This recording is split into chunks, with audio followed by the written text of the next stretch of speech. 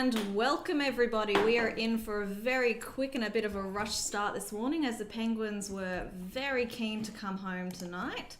So welcome to Phillip Island's Penguin Parade live TV, and we get to watch them rush on in 15 minutes before they did last night. So I am Ranger Viv and we have got Ranger Tom in tonight. Hi everyone, 1,666 penguins last night, so it's creeping up. I'll be keeping an eye on the Facebook feed, so any interesting questions we'll try and get through to you. We can't get to everyone, but as I said, if not, try again tomorrow night. But yeah, keep them interesting and we'll get to as many as we can. Have a good night. Alright, yes, please ask loads of questions. We love our questions here and we'll try to answer as many as we can, but I'm sure you've noticed most of us can't tend to shut up for long enough to answer too many each night, but we definitely do our best. So, as you can see, I'm sure we've already got questions coming in. How does the weather affect the penguins? Well, it affects them by making them come in nice and early, but I'm going to come into that a little bit more later. I'm just going to head on over here and see if there's any more cheeky rafts coming in. Okay, nope, not yet. We'll just keep hanging out at the pond while I have a bit of a chat away for these early penguins. So, we are here from Phillip Island, which is also known as Malau. And Malau is the traditional name given to Phillip Island by the Bunurong peoples, who are the traditional owners here at Phillip Island and who had lived here for thousands of years before European settlement. And so I would like to pay my respects to the elders past, present and emerging, as that is the land that we are viewing our beautiful penguins on today. As you can see, I am a bit mind-boggled tonight because, last night the penguins arrived at 25 past, and today they've arrived well and truly at around somewhere between 5 and 7 past. I didn't note the exact time, and that is a lot earlier than we're used to starting. I hope you guys don't mind that our cameras are a bit wet tonight. As you can see, it is raining quite heavily. Here comes our second raft. So we decided to let Paul and Rach, who are our counters tonight, we decided to let them get away with not cleaning the cameras too much tonight because it's just going to get wet again. So they're going to stay in their nice dry skybox while they count these penguins tonight. This group's a little bit smaller, so it gives you a chance to put your guesses in for this group of penguins since we missed the first group. Now these penguins are the smallest species of penguin, the little penguin, also known as a Eucalypta minor, which means good little diver, because that is what they are. They are excellent little diving birds. They dive over and over all day, every day. These guys have been out there for anywhere from probably a couple of days to maybe a week this time of year as we go into the breeding season. Maybe not quite a week, maybe only 3 or 4 days for most of them. And they've been spending that whole time fishing. One of them's running back. Fishing all day, diving, up to 1,000, maybe up to 1,500 times a day, and just eating as many fish as possible before they come home and prepare for this breeding season. As you can see, we've got quite a few chunky and very healthy weight penguins in this group, which is what we want to see. Now you can see that although they are very early, it's not as dark as we would have expected, and this camera is a bit misleading. It's definitely a lot darker than the camera lets onto it being, but because it's not as dark as they usually come in, they are still a little bit nervous. So they come in once it gets dark because that's when they're main predators. So all your birds of prey, that's when they all go to bed. All of your eagles and hawks and your Pacific gulls, which are a really common one around here, they should all be going to bed either now or very, very soon. And these penguins know that. They're very intelligent. And so they come in once it's dark for that cover of darkness. But as you can see, they are still extremely exposed on the beach. They are very easy to spot here, whereas in the water, they're nice and camouflaged with their blue feathers in the blue water. So they want to cross in a group just in case some of these birds of prey haven't gone to bed yet like they're supposed to. So they've come in those groups and they're all checked both ways to make sure it's safe to cross before they go over. And in this group, there's no leaders, there's no family or friend penguins. I like to think of it like a bus. There's a group of penguins and they're all going the same way. They're going along the Penguin Highway. And in this group, there are some penguins who are a bit more brave than the others and some who are a little bit less brave. And the brave ones are like, okay, let's go. And they all follow along. The same thing happens when there's a big old chickeny penguin. If he runs back to the water being a little bit nervous about not being dark enough, or if they've seen something that could be a predator, they'll follow the leader backwards too and run straight back to the water. Now, we haven't just got all the lovely dark rain clouds providing these penguins with the darkness that they so love. We also have got the lovely high tide, which means that this beach is way smaller than it can be, which means they've only got a very short little dangerous dash across the beach until they're home to their safety. Did we get a number for that group? Yeah, 188. 188. Group, yeah. Oh, for the first group. Did you get one for the Not second? one, no. Probably too busy counting. They've been caught off guard as well. Our shift starts not too much earlier than these penguins arrived, so we all sort of ran straight down to make sure they didn't beat us here tonight. Lucky, the penguins are very predictable and we know what they're going to do regardless of the weather. So that very first group that we started in very early was 188, which is a really great first start. This group looked a lot smaller at like 30 or 40 to me, but Rach is too busy to give us the satisfaction of knowing the exact answer, so you'll just have to go with my best guess, and hopefully that's good enough. Look at them all go. So as you can see, these penguins aren't too bothered if it's raining or not. As you can imagine, they've spent all day swimming in the water, so they're already wet. So a little bit of rain isn't going to be too much of a problem for them.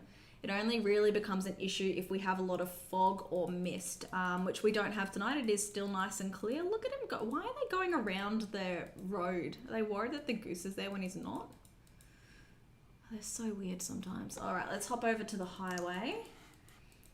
So they are not at all worried about this rain. Like I said, they only care if it's really foggy, and that's because it obscures their view. So these penguins are using landmarks to find their way home because they always go home, to the same burrow or box every single time. So it's really important that they can see their landmarks to find their way. Oh, we've got a wallaby up in the... couple of wallabies, or is one of those a rock? It's hard to tell. Oh no, 2 wallabies. All right, we're gonna make a detour. They use their landmarks and their little road system. The highway camera doesn't go up any further. I see. Sorry, guys. I'm still newish at this, so apparently I don't know. Oh, bye bye, wallaby. Don't really remember how things fully work. So the penguins are using their roads and their landmarks to find their way home. So they've got their very easy guidance system of very obvious landmarks here at the parade, because our stands and our lights Was that the second group? And what was the number? are very, very obvious landmarks for the penguins to follow alongside their road system.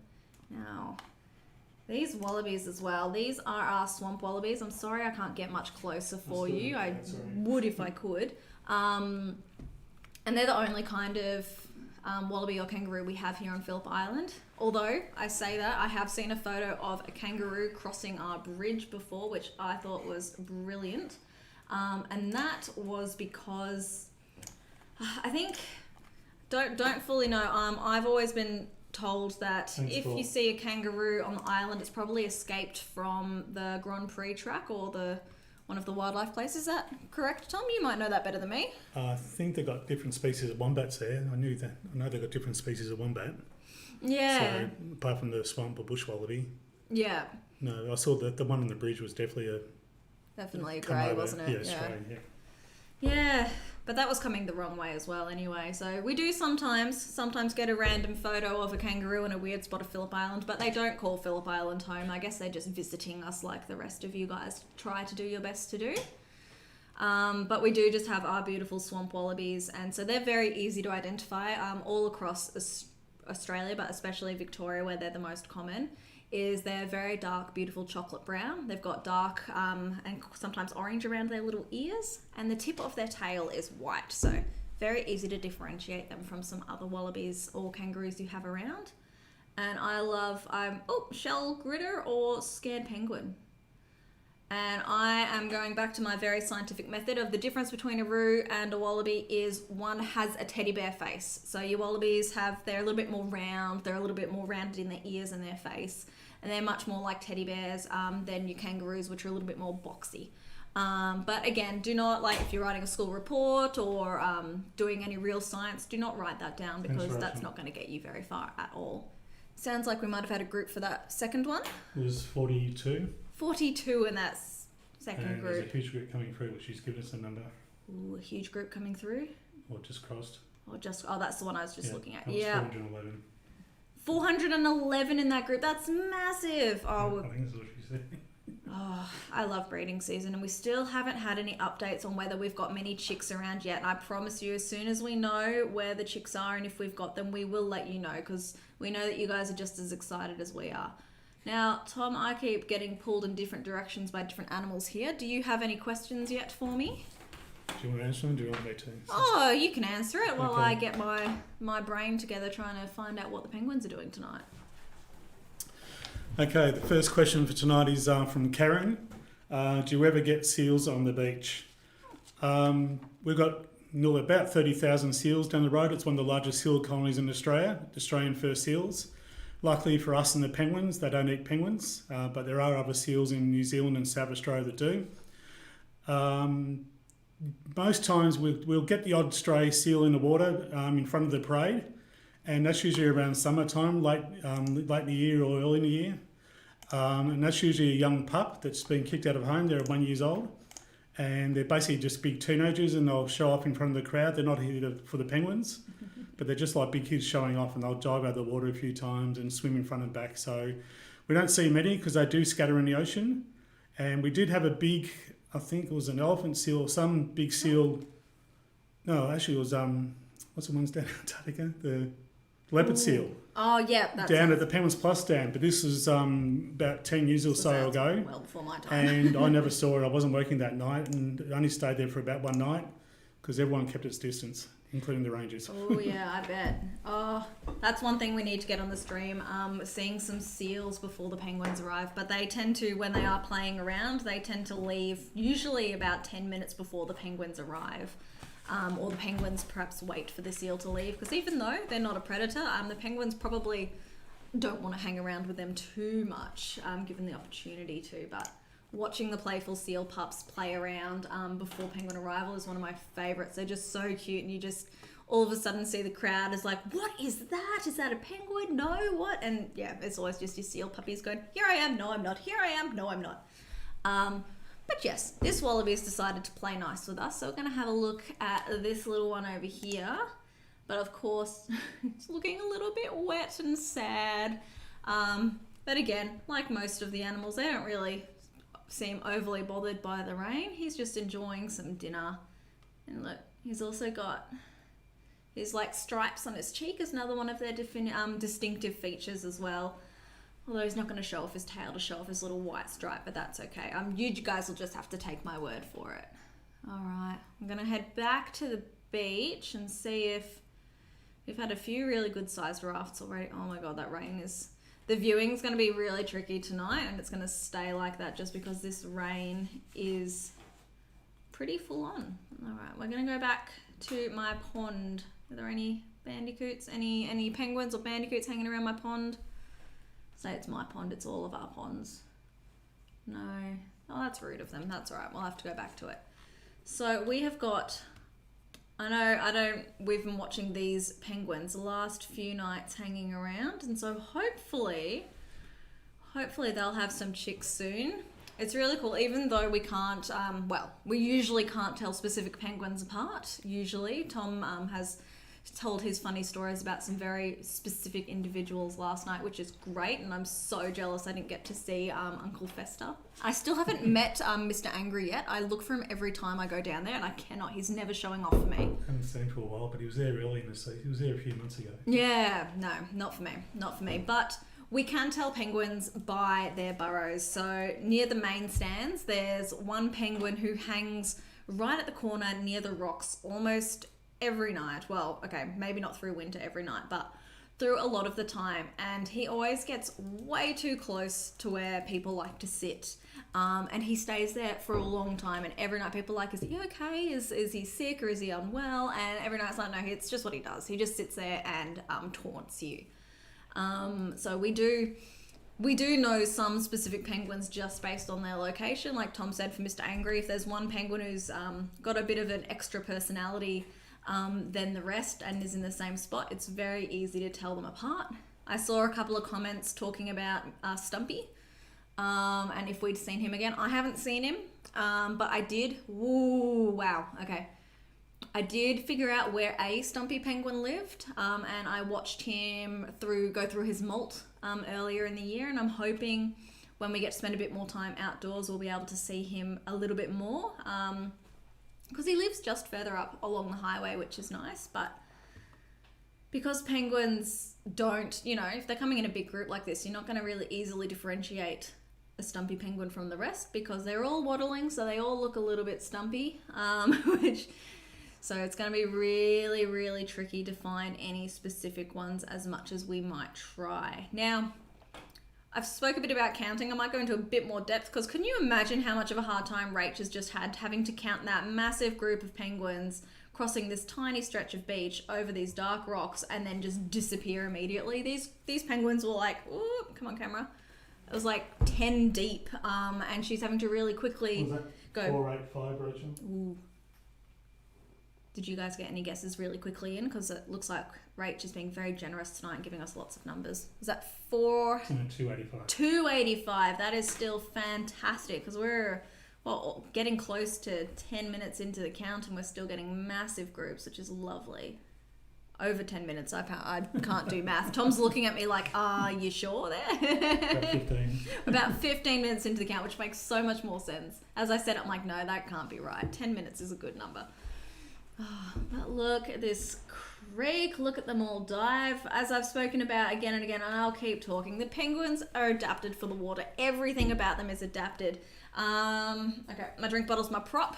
Now this drink bottle, it's all blue, but for the penguin, only the top is blue. So even the bottom of their feet are a dark color, because that's what faces up.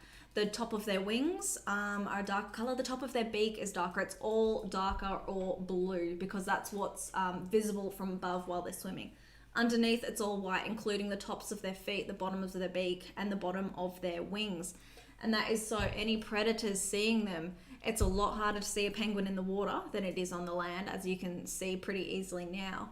And even from underneath, if you're swimming and you look up, you're going to see the way the sun reflects on that water, and it gives you that glare, that white glare. And the penguins have got this counter shading perfected to be able to hide from predators this way, which is just absolutely beautiful.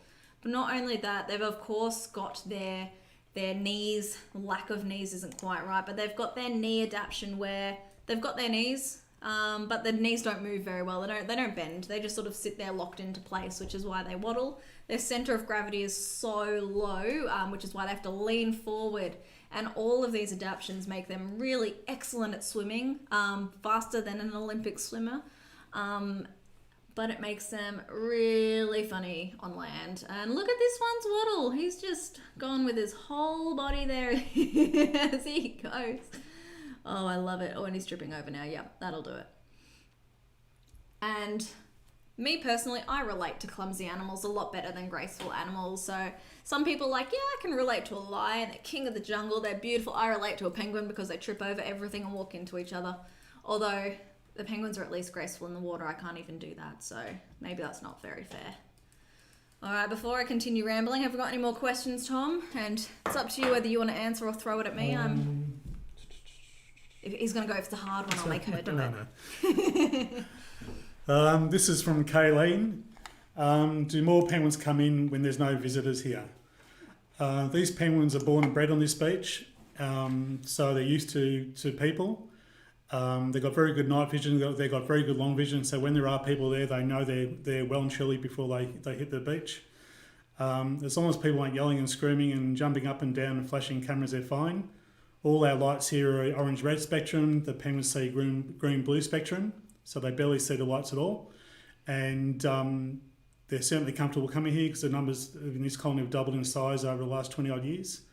So it's finding a balance between people seeing the penguins and making sure they're comfortable. But no, the crowds and the people, it doesn't affect the numbers at all. That's it. And we're so lucky with that. We're so lucky that they don't bothered. And like Tom says, like every now and again, you'll see a penguin will respond to a person, but that's almost always a person doing the wrong thing. And when that happens, we are so quick to be like, hey, you need to stop it. Because we do put the penguins first as much as humanly possible. This is their home, not ours, and they deserve to feel safe in their home. And that is why sometimes us rangers can be a little bit strict if you're around here. If we see something that looks like a camera, we're going to be watching you very closely, making sure you're not going to accidentally harm our penguins. Because, you know, if people start harming the penguins or scaring the penguins and stressing them out, there is every chance they're going to be like, well, you know what, I don't want to live here anymore. And that's happened in a lot of places. Like you'll hear stories about turtles are finally returning to beaches because of conservation efforts and are finally breeding for the first time in 10, 20, 30, 40 years because people being so close just stress them out so much. And we have been so lucky here that although we did push them out of an area, we were able to correct it before it got too much of a problem. We were able to move the houses off the Summerlands estate, which is just up the hill to the left here. And the penguins were able to double their numbers, like Tom said, because we removed the house and because, whoops, sorry, I'm pressing all the buttons, and because we removed foxes, and that allowed the penguins to be safe in their own home again and stick around for us, which is exactly what we want. And we wouldn't be able to do any of this if it wasn't for you guys. I'm a bit late on my message for this one, but it means a lot to us that you guys are still watching with us every night. We love doing the streams. I know I, for one, love being able to do something that's close to my normal job. I love just chatting to people about penguins. What more could you want from life? Just watching animals and tell funny stories about them. But we, of course, do miss having you here in person. It is not quite the same talking to you through a screen. I can't tell if you're laughing at my jokes or rolling your eyes like Tom here is. Hey, I got to laugh at that one. That's good.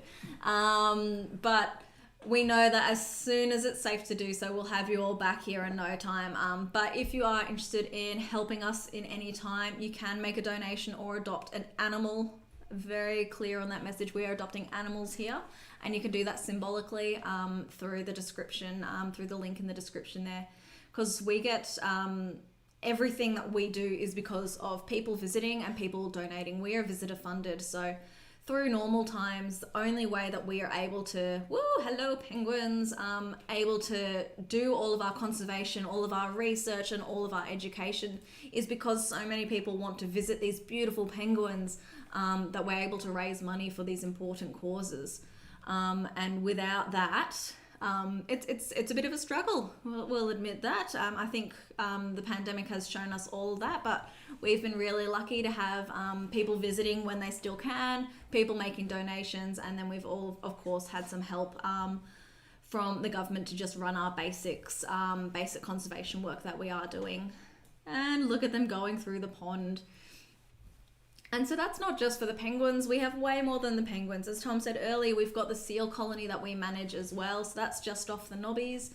But I know Beck, who you've probably seen if you're a regular a few times on here, she goes out there and checks the population and removes plastic and detangles them fairly regularly. I can't remember how often it is. But we've got drones now that can go have a little fly over the Nobbies to check it out, so you know we don't have to deal with getting on the boat and all of the stuff involved with that, which is a lot harder to organise than flying a drone over, checking it out and then going over. And all of that stuff wouldn't be possible without the money raised through the Penguin Foundation. And while on about detangling seals, which is unfortunately way more common than it should be, something that's really important to us and is very close to our heart is reduction of plastic waste. So I've got my drink bottle, I've got my reusable mask here, and I know Tom's got his over there as well. And there's so much that you guys can do from home, even if you live on the other side of the world, to help the penguins. Well, maybe not so much directly the penguins, but you're going to help your wildlife, which is going to help the earth, which is going to help the penguins, I promise. Which is just making a few changes. You don't have to do anything extreme. You don't have to use no plastic ever, but you know, 1 million people doing small changes is better than one person doing everything right. And that's what I remind myself anytime I have a bit of enviro guilt about not doing things perfectly, is going, well, I've actually done I've changed my water bottle. I use my metal straws. I used cloth nappies for a while when I could, and all of those things make a difference. And I'm really like going, is the Bandicoot going to come play with me tonight? But no. Actually, I shouldn't even be looking for a Bandicoot tonight. I very, very rarely see Bandicoots when it's raining.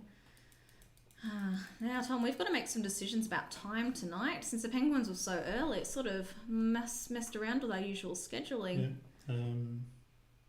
We're about 25 minutes in. Yeah, about 25 minutes in. I was thinking that. We're going to have to stop soon. So how about another question? Nice easy one. Oops. This is from Joanna, and we've had a few similar questions as well.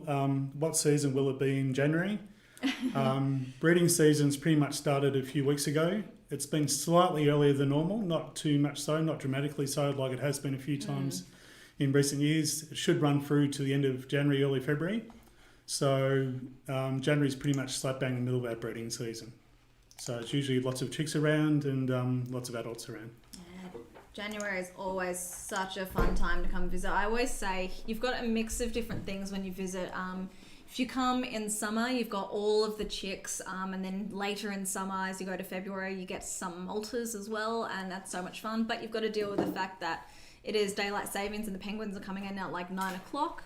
We're also the most busy then when we're allowed to have people here, compared to when you're coming in winter when we have a lot less penguins, but they're coming in at like an almost decent time. Like coming home at like 6:30 is pretty reasonable, especially if you're bringing kids along. Oh my gosh, we're still having massive groups coming in. All right, people, put your bets in for how many penguins are going to come in tonight for our Penguin Lotto. It's a shame we're not running it anymore. We've not got Stephen here tonight.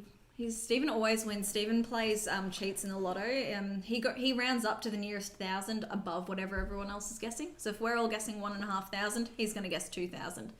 And judging by these numbers, I reckon he'd be getting pretty close tonight. I usually get gazumped because everyone knows I'm pretty good at it and everyone puts a couple above what I always pick. Oh. So they got me covered. Is that how you win? Okay. No, it's how I lose a lot. No. Is that how we win? Because Yeah. I didn't know there's a strategy to this, which is checking Tom's number.